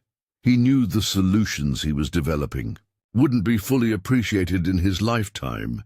He needed us, needed this family to carry his work across time. And we did, Ethan added, not because we understood the science or recognized the significance, but because we valued the promise itself, because keeping faith across generations matters to who we are as Calloways. That evening, as they shared a final family dinner before Catherine's departure, they raised glasses in toast to Walter Calloway, not just for his scientific vision or agricultural foresight, but for his profound understanding of what truly sustains a family farm through changing times. Beyond soil health or crop selection or financial management, he had recognized that intergenerational commitment represented the true foundation of agricultural sustainability. The root cellar's 60-year secret had finally yielded its harvest, not just in scientific knowledge or agricultural techniques, but in wisdom that transcended both. Walter had demonstrated through his extraordinary experiment that some of the most valuable work we do may not bear fruit until long after we're gone, that patience measured in decades rather than seasons often yields the richest rewards, and that true stewardship means planting seeds whose fullest flowering we may never live to see. For the Calloway family, these lessons represented Walter's greatest gift, a legacy of foresight, patience, and trust that would continue guiding their relationship with the land long after the scientific details of his soil experiments had been fully integrated into their farming practices. He had shown them how to think beyond their own horizons, how to farm not just for markets, but for generations, how to value commitments that transcend individual lifespans. As darkness settled over the Kentucky hills that had sustained Calloways, for over a century, the farmhouse windows glowed with warm light, a beacon of continuity in a rapidly changing agricultural landscape. Inside, 4 generations gathered around the same oak table where Walter had once advised neighboring farmers, where Robert had protected his father's legacy, where Michael had maintained the family's commitment, and where Ethan now implemented the vision that had finally emerged from beneath the root cellar floor. The mystery had been solved, but its deepest lessons continued unfolding, a harvest of wisdom that, like the soil systems Walter had developed, would only grow richer with the passage of time. 1 year after the revelation of Walter Calloway's 60-year experiment, the landscape of American agriculture had begun to shift in subtle but profound ways. What had started as a single family's discovery beneath a root cellar floor in Kentucky had rippled outward, touching farms across the country and research institutions around the world. The Calloway name, once known only within their local farming community, had become synonymous with agricultural innovation spanning generations. Ethan stood at the edge of the demonstration field where Walter's soil formulations had been implemented at full scale, watching a group of agricultural students take soil samples as part of a nationwide research initiative. The summer sun beat down on fields that had withstood the season's drought far better than neighboring properties, their deep green growth testament to the resilience Walter had engineered 6 decades earlier. We're seeing 30% greater water retention and carbon levels double the regional average, Ethan explained to Dr. Helena Vasquez, the climate resilience specialist who had traveled from California's Central Valley to witness the results firsthand. And this is just the beginning. According to Walter's projections, we should see continued improvement for at least another decade as the soil system fully establishes. Dr. Vasquez nodded, reviewing the latest data on her tablet. As a leading expert in agricultural adaptation to climate change, she had initially approached the Calloway discovery with professional skepticism. How could a farmer from the 1960s have anticipated the complex climate challenges of the 2020s and developed solutions that remained cutting edge? 60 years later, yet the results spoke for themselves. Soil health metrics that exceeded anything achieved by conventional methods, resilience against drought conditions that had devastated neighboring farms, carbon sequestration levels that climate scientists had considered theoretical targets rather than achievable realities. "What fascinates me most," she said, "isn't just the technical achievement, but the mindset behind it." Walter understood something that our entire agricultural system has forgotten, that true innovation sometimes requires timeframes that transcend individual careers or even lifetimes. Ethan smiled, recognizing in her observation the same insight that had transformed his family's approach to farming.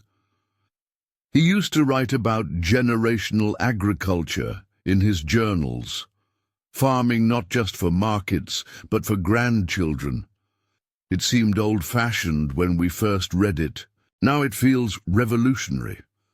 The demonstration field represented just one aspect of Walter's legacy.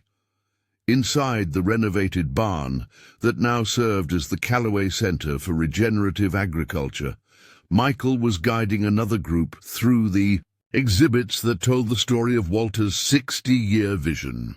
The original soil columns, carefully preserved in climate-controlled display cases, stood as the centerpiece, physical evidence of patience measured in decades rather than growing seasons. My grandfather understood something essential about agricultural wisdom, Michael explained to the assembled farmers, researchers, and students. Some knowledge can only be validated through time. He recognized that the most valuable agricultural innovations might be precisely those that couldn't be proven within a single season or even a single lifetime. For Michael, now 71, this educational work had become his primary contribution to the family legacy. While Parkinson's had limited his physical involvement in farm operations, his role as the living link between Walter's era and the present proved invaluable in translating the experiment's significance for contemporary audiences. He had become the keeper of stories, the human context that gave Walter's scientific achievement its deeper meaning. "The science matters," he often told visitors, "but the commitment matters just as much. My father protected that cellar floor for 50 years without knowing exactly why. I maintained it for another 10. That intergenerational trust is as important as the soil formulations themselves." This emphasis on values alongside techniques distinguished the Calloway approach from conventional agricultural education. Visitors to the farm learned not just about soil microbiology and carbon sequestration, but about patience, foresight, and stewardship that transcended individual lifespans. They came seeking agricultural solutions and departed with a transformed understanding of time itself. The international impact of Walter's work had exceeded all expectations. The scholarly paper that Ethan and Catherine had co-authored with soil scientists from 3 universities, 6-decade controlled study of regenerative soil systems, the Calloway method, had been published in the world's leading agricultural journal and subsequently translated into 27 languages. Walter's meticulous documentation, preserved through 60 years of family commitment, provided datasets of unparalleled longitudinal value, offering insights into soil development processes that no short-term study could match. More remarkably, the principles Walter had developed through intuition, observation, and systematic experimentation aligned perfectly with cutting-edge scientific understanding of soil ecology. His insights about microbial communities, mineral interactions, and carbon stabilization, developed without the sophisticated analytical tools available to modern researchers, had anticipated scientific discoveries that would only be formally documented decades after his death. He wasn't just ahead of his time. Dr. Elaine Winters had observed during a symposium marking the one-year anniversary of the discovery. He was working on a different timescale altogether, one that allowed him to perceive patterns and possibilities, invisible to those constrained by conventional research timeframes. For Catherine, who had returned to California but remained deeply involved in the family's educational initiatives, the most meaningful impact came from small-scale farmers, implementing Walter's methods worldwide.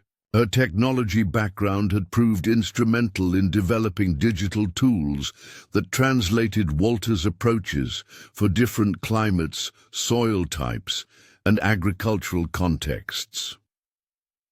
Great-grandpa Walter developed these techniques for Kentucky soil.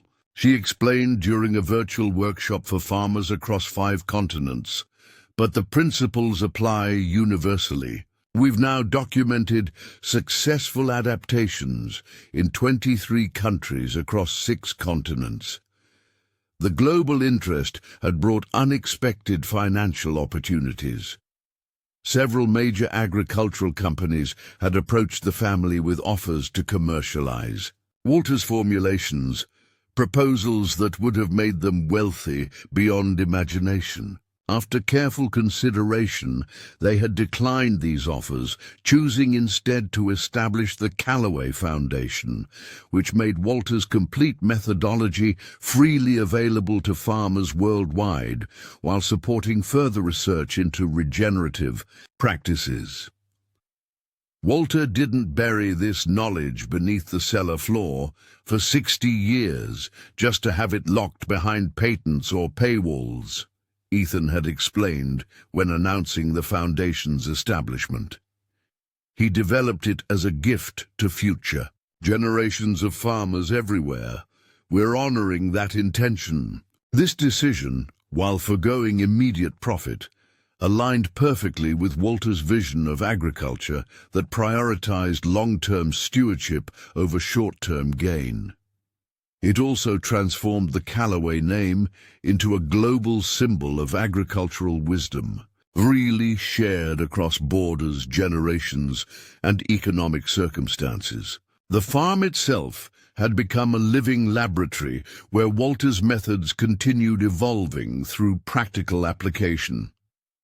Ethan's implementation of the soil systems across their 200 acres demonstrated their scalability beyond experimental plots, while modifications developed for specific Kentucky growing conditions showed how Walter's principles could be adapted to contemporary challenges he couldn't have specifically foreseen. Most significantly, the carbon sequestration capacity of the Calloway methods had attracted attention from climate scientists and policymakers seeking agricultural solutions to atmospheric carbon dioxide levels. Initial measurements suggested that widespread adoption of Walter's approaches could transform millions of acres of farmland from carbon sources into carbon sinks, potentially altering the trajectory of climate change while improving soil health and farm productivity. He understood the carbon cycle decades before it became central to climate science, noted Dr. James Chen, the carbon sequestration specialist who had established permanent monitoring stations on the Calloway property. His soil systems don't just adapt to climate challenges. They actively mitigate them through enhanced carbon capture and stability. This climate dimension added urgency to the Calloway educational mission.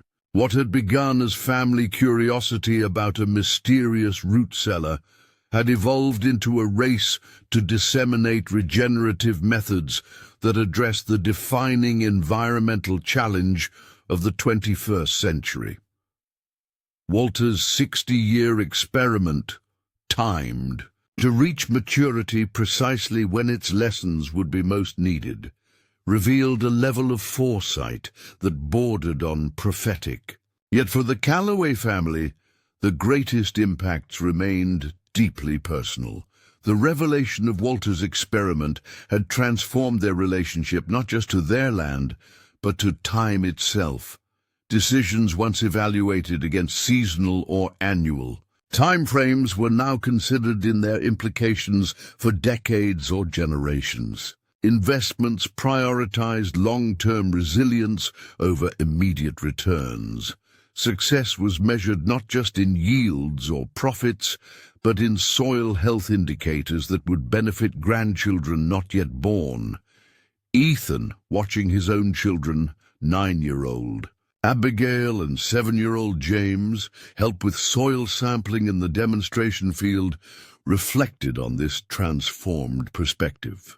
They represented the 5th generation of Calloways to work this land, direct beneficiaries of Walter's extraordinary foresight. More importantly, they were growing up with an understanding of time and commitment that most children their age never encountered. "Dad," Abigail had asked recently while helping plant a black walnut grove whose full maturity would come decades after Ethan's lifetime, "are we planting these for people we'll never meet?" The question had stopped Ethan in his tracks, not just its precocious insight, but its perfect articulation of Walter's generational thinking, now finding expression in a 9-year-old who had never met her great-great-grandfather, yet carried his wisdom forward. "Yes," he had answered simply, "just like great-great-grandpa Walter created soil for us before we were born. That's what good farmers do. We plant for the future." The moment crystallized something essential about Walter's legacy. Beyond the scientific achievement, beyond the agricultural techniques, beyond even the environmental benefits, he had cultivated a multi-generational perspective that now found new expression in his youngest descendants. The true experiment hadn't just been in soil columns beneath a root cellar floor. It had been in whether a family could maintain commitment to values across 60 years of change. An experiment whose success was now evident in children who understood, instinctively, what most adults struggled to grasp. This dimension of Walter's legacy received unexpected recognition in the fall of 2024, when the Calloway family was awarded the Global Stewardship Prize, an honor previously given to heads of state, international organizations, and renowned scientists for contributions to environmental sustainability. The accompanying citations specifically noted not just the scientific significance of Walter's work, but the extraordinary demonstration of intergenerational commitment that had preserved it for 60 years. The award ceremony in Stockholm brought the family full circle. Michael, Catherine, Ethan, and his children stood together on the international stage, accepting recognition for work that had begun before any of them were born. In his acceptance speech, Michael held up the key to the root cellar, the tangible symbol of their 60-year commitment. "This key passed from my grandfather Walter to my father Robert, to me, to my son Ethan," he said, his voice steady despite his Parkinson's. With each generation, it represented not just access to a physical space, but commitment to a vision whose fulfillment required patience beyond any single lifetime. The science we've shared with the world began with one farmer's understanding that some forms of knowledge can only mature through decades of patient waiting. The international recognition amplified the Calloway Foundation's impact, bringing their educational programs to regions facing the most severe agricultural challenges, from climate change, soil degradation, and water scarcity. Walter's methods, adapted for diverse agricultural contexts, offered solutions precisely where they were most urgently needed.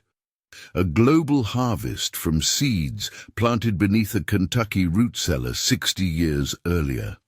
By early 2025, 2 years after, the revelation of Walter's experiment, its influence, had begun reshaping agricultural education itself. Universities that had long taught farming as a series of seasonal decisions began incorporating longer timeframes into their curricula.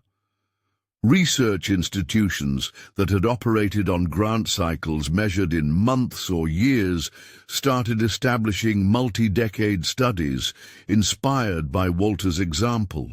Policymakers who had struggled to incentivize sustainable practices found in the Calloway model evidence that long-term stewardship could align ecological health with agricultural productivity. Walter Calloway has changed how we think about agricultural time, observed the U.S. Secretary of Agriculture during a visit to the farm. He's shown us that some of the most valuable innovations require patience measured in decades rather than quarterly reports or annual yields. For the Calloway family, this widening impact brought both satisfaction and responsibility. They had become custodians not just of Walter's scientific legacy, but of the multi-generational perspective it embodied. As interest in their story grew, they faced daily decisions about how to share Walter's gift while maintaining the values of patience, humility, and stewardship that had preserved it for 60 years. "We need to be careful," Michael cautioned during a family meeting to discuss the Foundation's expanding initiatives. Walter's work wasn't about fame or influence. It was about right relationship with the land across generations. We honor him best by maintaining that focus.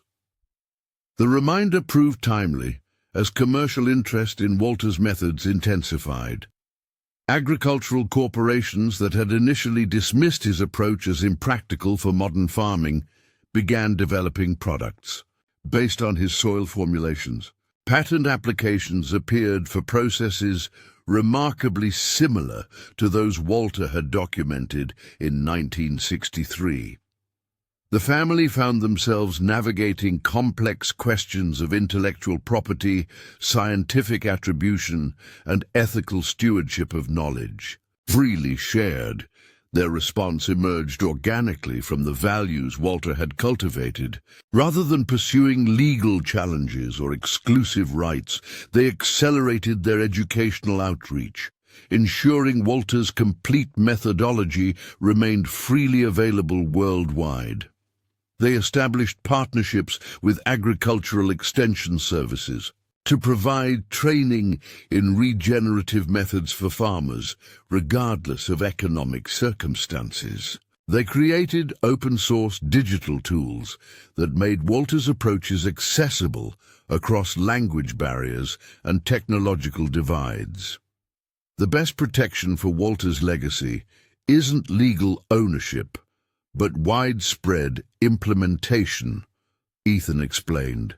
To the Foundation Board, if these methods become common practice worldwide, their origin in one Kentucky root cellar becomes a historical footnote, and I think that's exactly what he would have wanted. This approach transformed potential conflict into collaborative opportunity. Several corporations that had initially sought to commercialize Walter's methods instead became foundation partners, contributing resources to educational programs that served farmers who couldn't afford proprietary products. University researchers who might have competed for credit became collaborators in expanding Walter's work to new agricultural contexts. The root cellar experiment, which had begun as one farmer's solitary vision, evolved into a global collaboration, spanning institutional boundaries. By the summer of 2025, Walter's methods had been implemented on over 1 million acres worldwide, with documented improvements in soil health, water retention, carbon sequestration, and crop resilience. Satellite imagery revealed the Calloway influence as visible changes in landscape patterns across 6 continents, living testament to how one farmer's 60-year experiment had grown into a global movement for agricultural regeneration. For Michael, watching this expansion from the Kentucky farm where it had all begun, the global impact remained secondary to the personal transformation Walter's legacy had inspired. On the evening of the Century Farm Award's 2nd anniversary, he sat with Ethan on the farmhouse porch, watching fireflies rise from fields whose soil health metrics now exceeded even Walter's ambitious projections. "I keep thinking about that moment when we first opened the cellar floor," Michael said, his voice reflective in the gathering dusk. "Not just what we found, but what it represented. 60 years of family commitment coming full circle." Ethan nodded, understanding exactly what his father meant. "It's strange to think that when Walter sealed those soil columns in 1963, he knew none of us would be alive to see it. He was working for people he would never meet, for us, for my children, for generations beyond. That's real legacy," Michael replied. "Not buildings or bank accounts, or even scientific breakthroughs, but gifts that keep bearing fruit long after we're gone." Walter understood that some forms of wealth can only mature across generations. The observation captured something essential about the Calloway journey, how a mystery preserved for 60 years had transformed into wisdom that continued unfolding with each season. Walter's soil experiment had required decades to reach scientific maturity, but its deeper lessons about patience, foresight, and intergenerational thinking would continue developing through centuries of agricultural challenge and adaptation. This dimension of Walter's legacy found tangible expression later that summer, when Ethan's daughter Abigail, now 10, approached him with a proposal she had developed with her younger brother, James. They had identified a 5-acre section of the property, a north-facing slope with marginal agricultural value, that they wanted to convert into what they called a 100-year forest. "We've been studying which tree species will thrive here as the climate changes," Abigail explained, presenting a surprisingly sophisticated planting plan. "If we start now, by the time we're grandparents, it will be capturing tons of carbon every year and providing habitat for species that are losing their natural environments." Ethan studied the children's proposal, recognizing in their 100-year timeline the same generational thinking Walter had demonstrated with his 60-year experiment. Without having known their great-great-grandfather, they had absorbed his most essential wisdom, the understanding that some forms of value require timeframes that transcend individual lifespans. "This is exactly what great-great-grandpa Walter would have supported," Ethan said, approving their plan without hesitation. "We'll start this fall, and I'll help you document everything so future generations will understand your vision." The children's initiative, which they named the Walter Calloway Memorial Forest, became their personal contribution to the family legacy. Each weekend, they dedicated hours to site preparation, soil testing, and research into climate-adaptive forestry techniques. Local environmental educators, hearing about the project, brought school groups to learn from these young practitioners of hundred-year thinking. What had begun as a children's proposal evolved into an intergenerational teaching laboratory where Abigail and James shared Walter's perspective with peers who had grown up in a culture of immediate gratification. "Most kids my age think long-term means next month," Abigail explained to a visiting school group as she demonstrated proper planting technique for hickory seedlings that wouldn't reach maturity until the 2080s. But real sustainability means thinking about people who haven't been born yet, like my great-great-grandpa Walter did for us. Her simple articulation of multi-generational responsibility captured the essence of Walter's legacy more powerfully than any academic paper or policy brief. In the voice of a child planting trees she would never see mature, Walter's 60-year vision found its purest expression, the understanding that true stewardship means caring for futures beyond our own horizon. As 2025 transitioned to 2026, the impact of the Calloway discovery continued expanding in ways Walter could scarcely have imagined when he sealed his experiment beneath the root cellar floor in 1963. International agricultural policy increasingly reflected his long-term perspective on soil health and carbon sequestration. Universities established endowed chairs in regenerative agriculture bearing his name. Farmers worldwide adapted his methods to address challenges specific to their regions and crops. Yet amid this widening recognition, the Calloway family maintained their focus on the principles rather than the personality behind the discovery. When approached about a major biography of Walter, they redirected the author's attention to the collaborative nature of agricultural wisdom. How Walter had built upon European soil science he encountered after World War II, adapted indigenous farming knowledge that had maintained soil health for centuries before chemical agriculture, and anticipated scientific understanding that would only be formally documented decades after his death. Walter wouldn't want to be remembered as a singular genius, Michael explained to the disappointed biographer. He saw himself as part of an agricultural tradition that stretched backward and forward through generations. His greatest achievement wasn't inventing new techniques, but demonstrating how knowledge itself matures through patient observation and intergenerational commitment. This perspective shaped the family's approach to Walter's legacy as media interest intensified. Rather than positioning him as an agricultural prophet who had miraculously anticipated 21st-century challenges, they emphasized how his methods represented a return to fundamental principles of soil health that industrial agriculture had temporarily abandoned. His foresight lay not in supernatural prediction, but in recognizing that short-term productivity gains often came at the expense of long-term resilience, an insight as relevant in 1963 as in 2026. The subtle distinction proved crucial as Walter's story spread worldwide.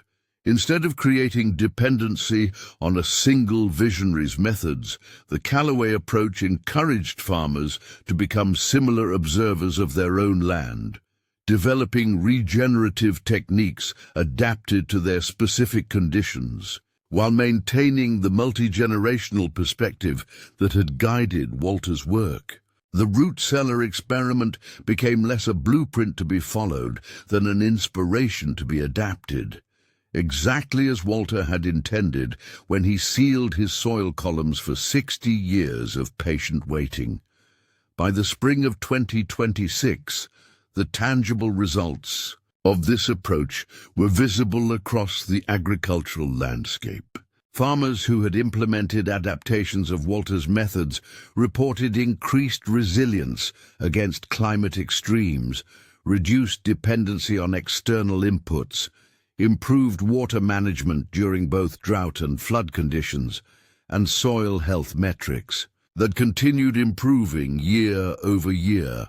The initial skepticism about whether techniques developed in 1963 could address 21st century challenges had given way to recognition that fundamental soil health principles transcend technological epochs. For the Calloway family, this widespread implementation represented the fulfillment of Walter's vision beyond anything he could have specifically anticipated. He had developed his soil systems for the family farm he loved, but his greater gift had been the perspective that guided their development, the patience to work on time frames that transcend individual lifespans, the humility to recognize that true agricultural wisdom develops across generations rather than marketing seasons. The foresight to prepare solutions for challenges not yet fully manifest. On a perfect Kentucky evening in May 2026, 3 years after the revelation of Walter's experiment, the Calloway family gathered on the farmhouse porch to celebrate Michael's 73rd birthday. 4 generations sat together as twilight settled over fields whose health and productivity would have made Walter proud. The conversation naturally turned to legacy, what each generation inherits, transforms, and passes to the next. "I've been thinking," Michael said as darkness gathered and the first stars appeared above the familiar silhouette of the barn, "that Walter's greatest experiment wasn't really about soil at all." The others looked at him questioningly. "The soil columns were brilliant science, of course," he continued, "but his real hypothesis was about us, about whether a family could maintain commitment to values across 60 years of change, whether trust could span generations, whether patience could survive in an age of instant gratification." Catherine nodded slowly. "And we were the experimental subjects, 3 generations who protected that cellar floor without fully understanding. Why? Exactly," Michael replied. "The soil experiment succeeded because the human experiment succeeded first. We kept faith across decades of uncertainty because something in Walter's vision resonated with our deepest values as a family. That's the real discovery that emerged from beneath that cellar floor." The observation brought their journey full circle, from mystery to revelation to understanding that transcended the specific scientific details of Walter's work. The root cellar experiment had not just developed regenerative soil systems. It had cultivated regenerative values that found new expression with each generation of Calloways. The floor that had remained untouched for 60 years had ultimately revealed not just advanced agricultural science, but timeless wisdom about patience, foresight, and stewardship that connected past, present, and future through the faithful. Preservation of trust across time.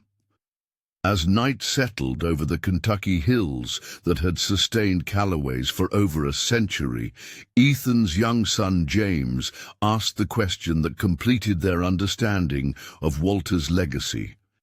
"When I grow up, what will I need to protect for 60 years?" The question hung in the darkness for a moment, not just a child's curiosity, but the essential continuation of Walter's vision. He had entrusted his experiment to generations not yet born in 1963.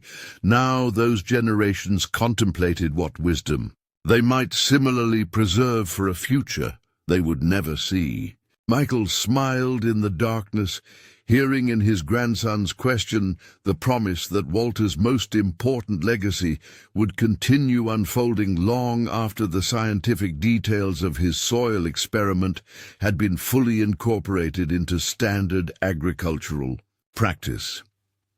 The true gift, preserved beneath that root cellar floor for 60 years, had been a way of thinking about responsibility that transcended individual lifespans, a perspective as necessary for humanity's future as regenerative soil systems.